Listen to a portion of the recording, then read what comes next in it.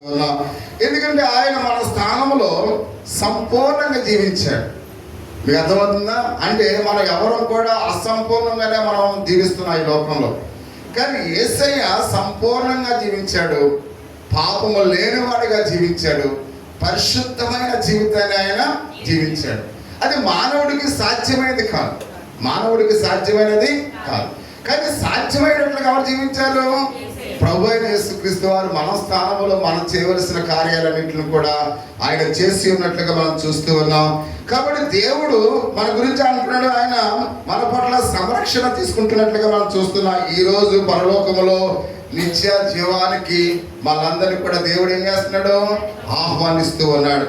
అంటే మనం తీసుకువెళ్ళడానికి మనము ఆ రిమైండ్ ఇక్కడ చేస్తున్నట్లుగా మనం చూస్తూ ఉన్నాం. అంటే ప్రభువే మన తరపున ఆయన మరణించాడు కనుక, మన తరపున ఆయన శ్రమ అనుభవించాడు కనుక, కాబట్టి దేవునికి మనం మన వైపు చూస్తున్నప్పుడు మనం ఎలా కనపడుతున్నాం? పరిశుద్ధులమైన వారుగా మనం ఉన్నాం. దేవునికి మన మీద కోపం లేదు. ఒకప్పుడు కోపం ఉంది. ఎప్పుడు యేసుక్రీస్తు వారు మన కోసం మరణించినప్పుడు మన మీద ఆయన కోపం ఉంది. కానీ ఇప్పుడు దేవుడు మనం చూస్తున్నప్పుడు దానికి ఏమాత్రం కూడా ఆయనకి కోపం లేదు. ఎందుకు కోపం లేదు? మనం చేయవలసిన పని అంతటిని కూడా ఆయన చేశాడు. కానీ అందుకనే మనము పరిశుద్ధమైన జీవితాన్ని, పరలోక నిత్య వారసత్వాన్ని పొందుకోవడానికి దేవుడే ఒక ఏకైక మార్గముగా ఉన్నాడు అనే విషయానికి మనం చూస్తూ ఉన్నాం.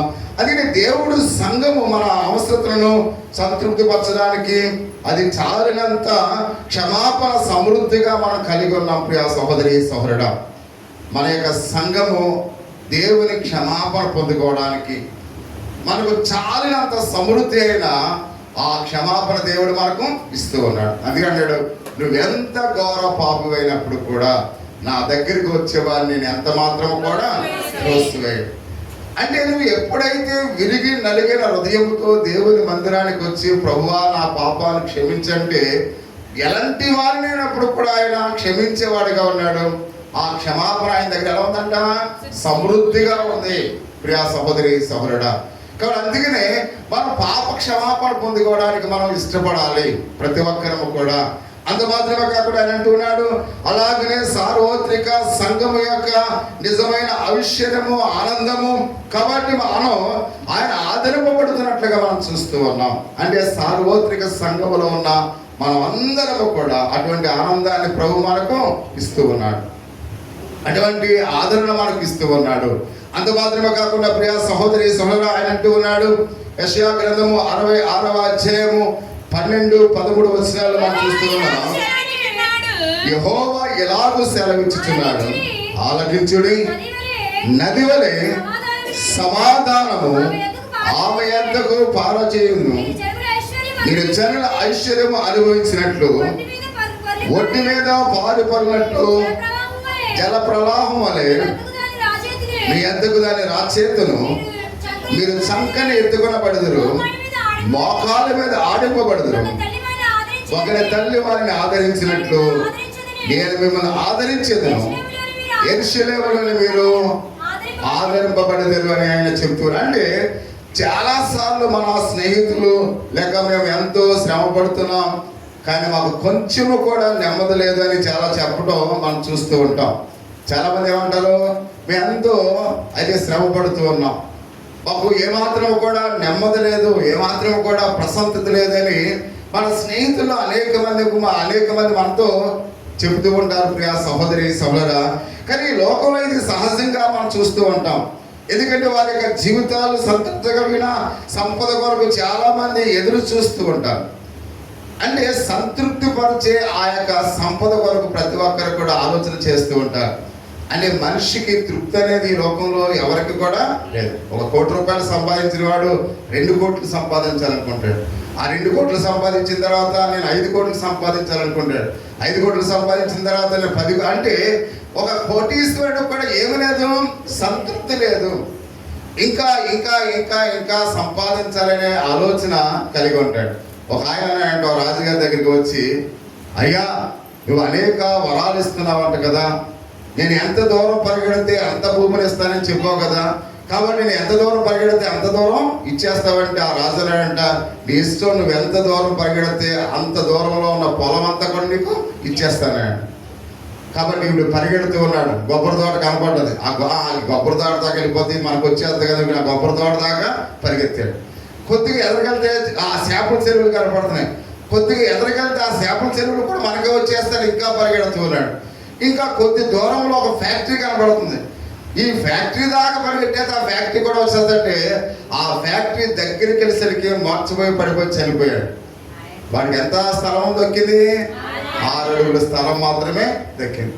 అంటే మనం ఆ సంపద కొరకు ఈ లోకంలో మనం అనేక శ్రమలు అనుభవిస్తూ, కాబట్టి మనకు ఏమాత్రం కూడా సంతృప్తి లేక ఏమి శాంతి లేదండి, ఏమాత్రం కూడా నాకు శాంతి లేదని ప్రతి ఒక్కరూ కూడా అసంతృప్తితోనే ఈ లోకంలో మనం జీవించే వారంగా ఉన్నాం. అంటే ఈ లోక సంపద విషయంలో ఎవరికి కూడా ఏమి లేదు, సంతృప్తి అనేది లేదు అనే విషయాన్ని చాలా స్పష్టంగా చెప్తున్నట్లుగా మనం చూస్తున్నాం. కానీ క్రీస్తు యొక్క సంఘం, సార్వత్రిక సంఘ విశ్వాసుల విషయంలో మనం చూస్తున్నాం. మనకు నిజమైన ఇక్కడ సంపద సమాధానము, సంతృప్తినిస్తుంది. ప్రియా సహోదరి సహోదరుడా, ఈ సార్వత్రికమైన ఆ సంఘములో ఈ యొక్క సమాధానం కలిగి ఉన్నట్లుగా అదే మాత్రమే మనకేమిస్తుంది, సంతృప్తినిస్తుంది. అంటే మనిషికి ధనము సాగిన ఏమాత్రం కూడా సంతృప్తినివ్వదు, కానీ మనిషికి సమాధానమే సంతృప్తిని ఇస్తుంది. ఒక పేదవాడు ఆ రోజు ఆ యొక్క చారు వేసుకుని తిన్నా వాడు సంతృప్తి పడతాడు, సమాధానం వాడిలో ఉంటుంది. ఒకవేళ చెట్టు కింద పండుకున్నా వాడు ప్రశాంతంగా పండుకుంటాడు, వాటి సంతృప్తి ఉంటుంది. కానీ మనకు సంతృప్తి కరెంటు పోతే నిద్రట్టదు. అర్థమవుతుందా? కరెంటు పోతే మామూలుగా ఫోన్ చేస్తుంటారు, పాస్టర్ గారు కరెంట్ ఎప్పుడు వస్తుందండి అంటే కరెంటు పోయినా మనకు. కానీ ఆ చెట్టు కింద పడుకున్నవాడు కరెంటుతో పనుందా వాడికి? హాయిగా కాలు మీద కాలు వేసుకుని హాయిగా ప్రశాంతంగా ఉంది. అంటే వాడికి లేనిది మనకు, వాడికి ఉన్నది మనకు లేనిదేంటి? సమాధానం. కాబట్టి అందుకని ఈ లోకంలో ధనం ఇచ్చే సమాధానము ఎవరికి ఉండదు. అయితే ఇక్కడ మనం చూస్తూ ఉన్నాం. కానీ సంతృప్తి ఇచ్చే సమాధానము సార్వత్రిక సంఘములో మనకు దేవుడు ఇస్తూ ఉన్నాడు అనే విషయాన్ని పరిశుద్ధ గ్రంథంలో అయితే మనం చూస్తూ ఉన్నాం.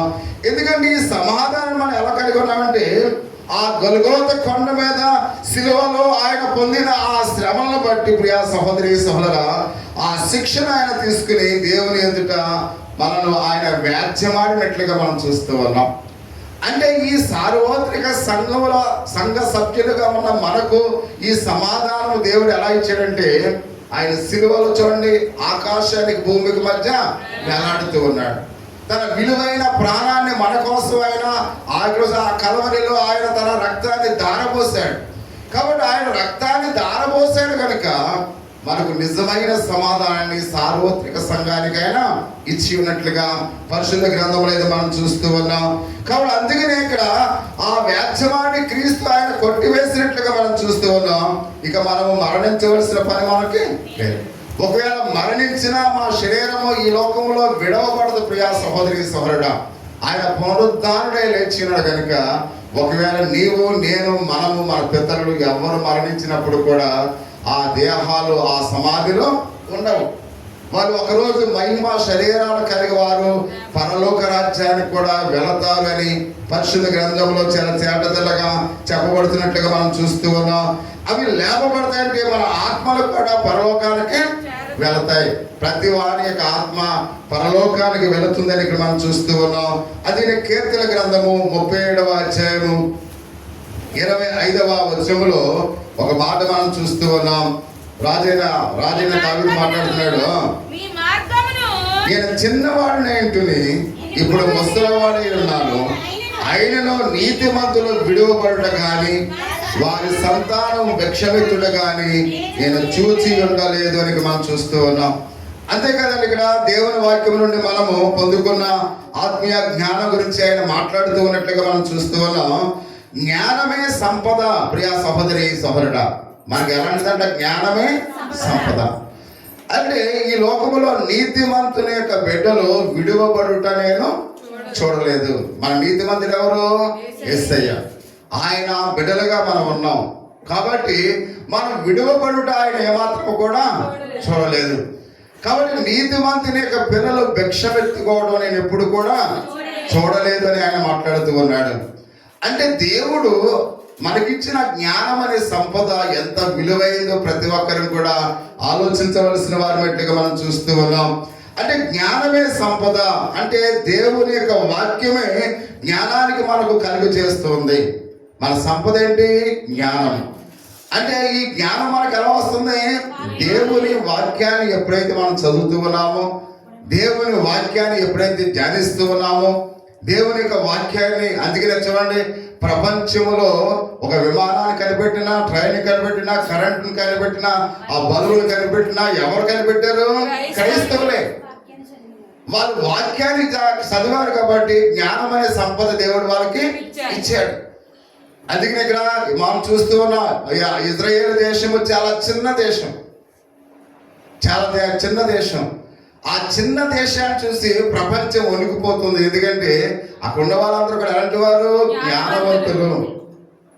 కాబట్టి వాళ్ళు జ్ఞానవంతులు కనుక ప్రపంచమే వారి ముందు మోకరిల్లుతుంది. ప్రియా సహోదరి సహోదరుడా, కాబట్టి ఆ జ్ఞానం వాళ్ళకి ఎలా వచ్చింది? దేవుని వాక్యాన్ని ధ్యానిస్తున్నారు కనుక, దేవుని యొక్క వాక్యాన్ని ధ్యానిస్తున్నారు కనుక దేవుడు వాళ్ళకి పరిపూర్ణమైన జ్ఞానాన్ని ఇచ్చారు. ఈ జ్ఞానం అనే సంపద వారి నుండి తీసివేయబడదు. ఒకవేళ మనం నిజంగా మనం కలిగి ఉన్న ఆస్తి పాస్తులు ఒకరోజు అవి పోవచ్చు, ఉండొచ్చు. అవి ఒకవేళ మన దగ్గర ఉండొచ్చు, అవి పోవచ్చు. కానీ దేవుడిచ్చిన ఈ యొక్క సంపద అనే జ్ఞానము అది ఎవరు కూడా తీసుకుపోయేది కాదు. ప్రియా సహోదరి సహోదరుడా, అది శాశ్వతమైన సంపద. కాబట్టి అటువంటి శాశ్వతమైన సంపద మనకు కావాలంటే మన దేవుని యొక్క జ్ఞానాన్ని మనము కలిగిన వారమై ఉండాలి. మీకు చాలాసార్లు చెప్పిన పౌర దినాల్లో పిల్లల్ని అందరూ కూడా పాలిదానం పెట్టేశారు, ఎవరు కూడా చదివించేవారు కాదు. కొంతమంది ఆ తల్లిదండ్రులు కష్టమైన నష్టమైన పిల్లల్ని చదివించి వాళ్ళు పాలిదానాలు ఉన్నారు. ఎవరు? తల్లిదండ్రులు. ఇప్పుడు వాళ్ళ పిల్లలు కలెక్టర్లుగా, ఐఏఎస్ ఆఫీసర్స్గా, కొన్ని ఇంజనీర్లుగా, అనేకమైన కొంతమంది డాక్టర్లుగా.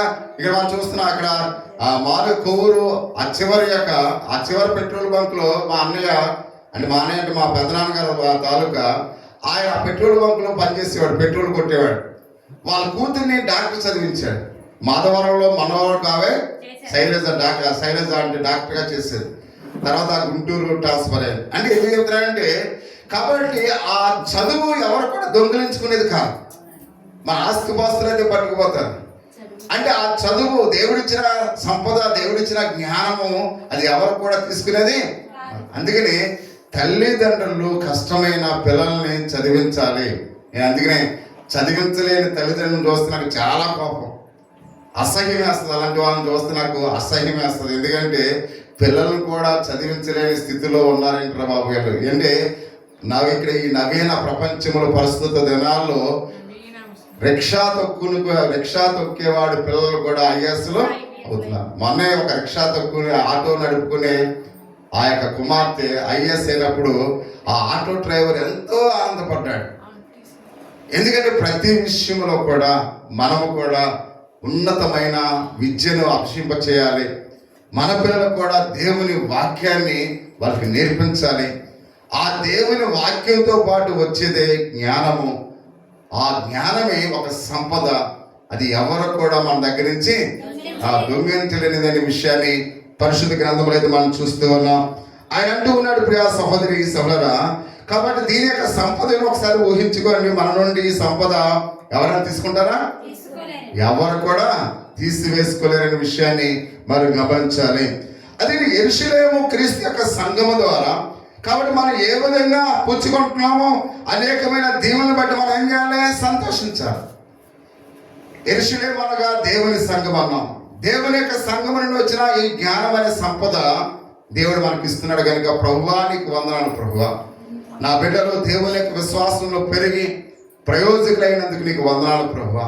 ఎందుకంటే దేవుని యొక్క సన్నిధానంలో మీ యొక్క సండే స్కూల్ పిల్లల దగ్గర నుంచి వాళ్ళందరూ కూడా పెరిగారు. కాబట్టి ఇప్పుడు ఎంతో గర్వంగా మనం చెప్తూ ఉన్నాం, మన సంఘం నుంచి ఇంచుమించు 15 మంది అత్యున్నతమైన చదువులు చదివి గొప్ప ఉద్యోగాల్లో వారు ఉన్నారు. ఎంత గర్వకారణం ఒకసారి గమనించండి. అంతకు పోజేస్తే మన గ్రామం 1200 మంది, ఈ 1200 మందిలో మన సంఘస్థులే 12 మంది ఒక అత్యున్నతమైన చదువులు చదివి మంచి ఉద్యోగాలు చేస్తున్నారంటే ఎంత గొప్ప, ఒకసారి ఆలోచించేయండి. ఎందుకంటే వాళ్ళు క్రైస్తవ విశ్వాస జీవితంలో వారు పెరిగారు కనుక వాళ్ళు దేవునికి విశ్వాసంలో ఉన్నతమైన స్థాయిలో వాళ్ళు ఉన్నారు. కాబట్టి అందుకని వాళ్ళ దగ్గర నుంచి అది ఎవరు లాక్కోగలరా? ఎవరు కూడా లాక్కోలేరు. కాబట్టి అలాగనే ఇక్కడ ఉన్న యూత్ కూడా వాళ్ళు కూడా బాగా చదువుకోవాలి, వారు కూడా ప్రయోజకులు కావాలని మనం ఎప్పుడు కూడా వారి గురించి ప్రార్థిస్తూ ఉన్నాం. కాబట్టి అందుకనే ఇది ఎవరి ద్వారా వస్తుంది? ఈ యొక్క సంతోషం క్రైస్తవ సంఘము ద్వారా ఈ యొక్క ఆనందము వస్తుంది. క్రైస్తవ సంఘముల వారు ఎదిగారు కనుక ఇటువంటి సంతోషాన్ని తల్లిదండ్రులకి ఇస్తూ ఉన్నారు. అలాగే సార్వత్రిక సంఘములో ఉన్న, క్రీస్తు సంఘములో ఉన్న మనం అందరం కూడా ఈరోజు ఈ విధంగా సంతోషిస్తున్నామంటే దేవుని బట్టి మనం ఆనందించవలసిన వారమేట్టుగా మనం చూస్తున్నాం. ఆ సంఘము ద్వారా అనేకమైన మనం తృప్తి చెందవలసిన వారమేట్టుగా మనం చూస్తూ ఉన్నాం. కాబట్టి వీటిని బట్టి మనం ఏం చేయాలి? తృప్తి చెందవలసిన వారమై ఉన్నాం. చివరగా ఇంకొక మాట మనం చూస్తున్నాం.